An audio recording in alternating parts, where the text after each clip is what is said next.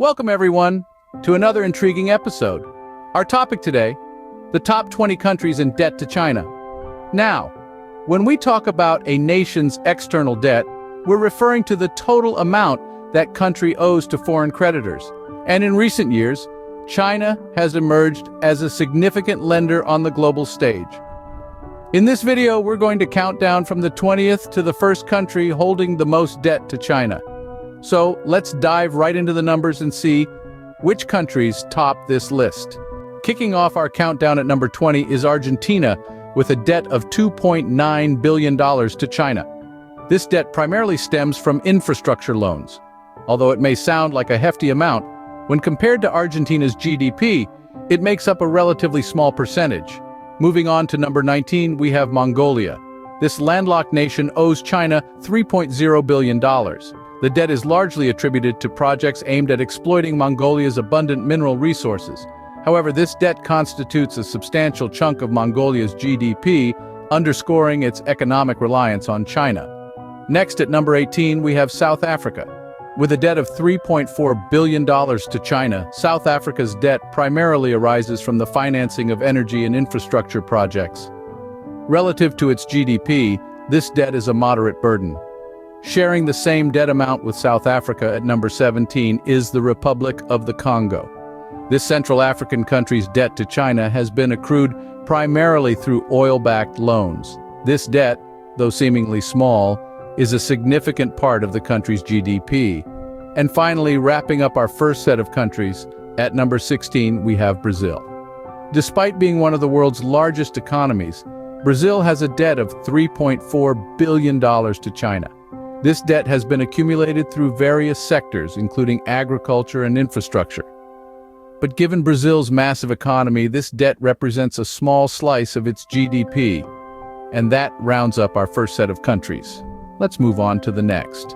Cameroon starts our next set at the 15th spot, owing China $3.8 billion.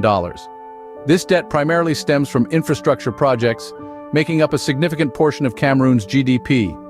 Moving on, we have Belarus, also owing China $3.9 billion. This debt traces back to various industrial and infrastructure investments. Next in line is Côte d'Ivoire, just a notch up with a debt of $3.9 billion to China. This is largely due to Chinese investments in the country's transport and energy sectors. Now let's head to Southeast Asia, where we find Cambodia with a debt of $4 billion. This has been accrued primarily through infrastructure loans, forming a considerable part of Cambodia's GDP. Last on this segment, but certainly not least, we have Ecuador. A debt of $4.1 billion places Ecuador at the 11th spot. The country's debt to China is largely attributed to loans for oil exploration and infrastructure development. With that, we've covered 10 countries so far. Let's proceed to the top 10. Nigeria opens our top 10 with a debt of $4.3 billion to China. This debt, largely accumulated through infrastructure loans, makes up a significant portion of Nigeria's external debt. It's a hefty sum, but when compared to the country's gross domestic product, it's roughly 3%. Moving up our list, we find Egypt with a debt of $5.2 billion. Egypt's debt to China is primarily due to investments in energy and transport infrastructure. This debt equates to about 2% of Egypt's GDP. Next, we have Laos. This small Southeast Asian nation owes China $5.3 billion, mostly due to loans for hydroelectric projects. Interestingly, this debt represents a whopping 45% of the country's GDP, making it one of the most indebted countries to China in terms of GDP ratio. Zambia comes in at 7th place with a debt of $6.1 billion. The debt was largely incurred for railway construction and other infrastructure projects. This debt accounts for about 14% of Zambia's GDP. Finally, we reach Bangladesh, sitting at the 6th spot, with a debt of $6.1 billion. This debt, largely due to projects in the power and transportation sectors, equates to roughly 2% of the country's GDP. With Nigeria down to Bangladesh covered, we're now heading to the top 5. Kenya starts off the top 5, owing China $6.7 billion. With a diverse economy, Kenya's debt largely stems from infrastructure projects funded by China, including the standard gauge railway. The debt to China represents about 5% of Kenya's GDP. Moving up, we find Ethiopia at number 4 with a debt of $6.8 billion. This East African nation's debt to China is primarily due to investments in infrastructure and manufacturing industries.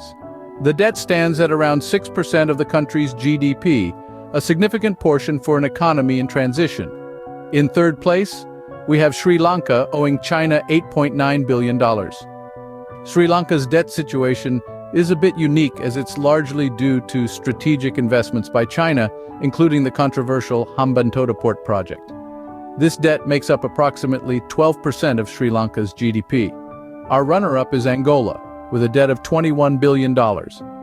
Angola's debt to China is largely tied to the oil industry, with China providing loans in exchange for oil. This debt represents a substantial 25% of Angola's GDP. There you have it, folks.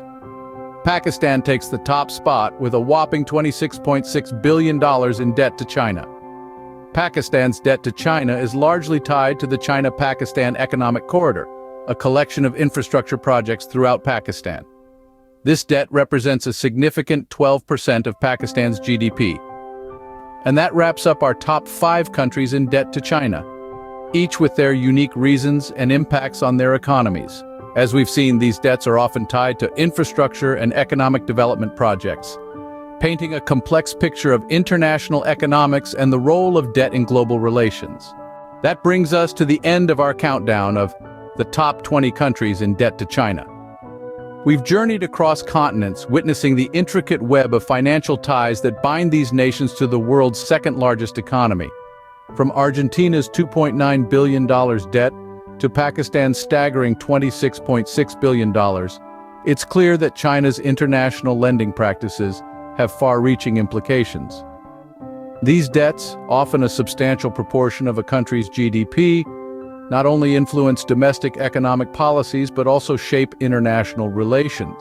As we've seen, debt can be a double-edged sword, enabling infrastructural development and economic growth on one hand, but potentially leading to financial vulnerability and dependence on the other.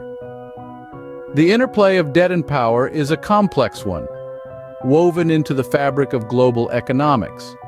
As these countries navigate their financial futures, the role of China as a creditor will undoubtedly continue to evolve and raise important questions.